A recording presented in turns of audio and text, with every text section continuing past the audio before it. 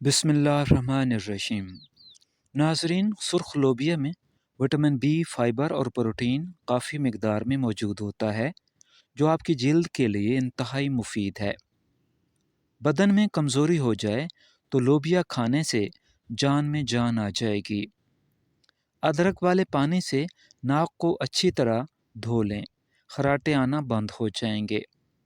बालों से खुश्की दूर करनी हो तो एलोवेरा को पानी में घोलकर उस पानी से सर को धो लें, सर की खुश्की ख़त्म हो जाएगी।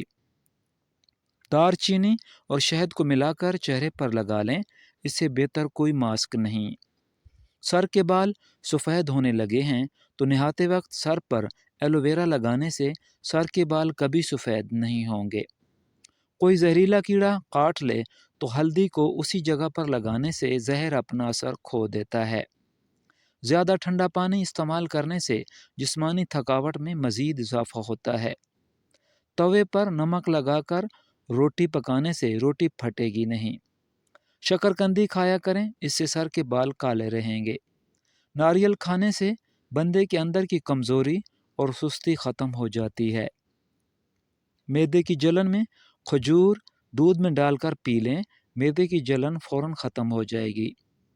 सोते वक्त दूध में रोगन बादाम डालकर पी लो, कब्ज़ ख़त्म हो जाती है। मुसलसल सफ़ेद आटा मैदे के मसाइल को बढ़ाता रहता है, बल्कि आंतों की बीमारियों का बायस बनता है। हमेशा कब्ज़ से निजात चाहते हैं तो अपने खानों में काली मिर्च का इस्तेमाल करें।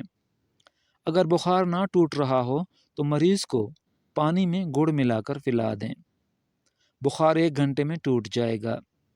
तोरी की सब्ज़ी सबसे ज़्यादा खाया करें, इससे बदन की जिल्द जवान रहती है। जैतून का तेल इस्तेमाल करने से दांतों के कीड़े मर जाते हैं। खुश्क खुबानी हाजमे के निज़ाम को तेज़ कर देती है और खून की कमी को ख़त्म करती है।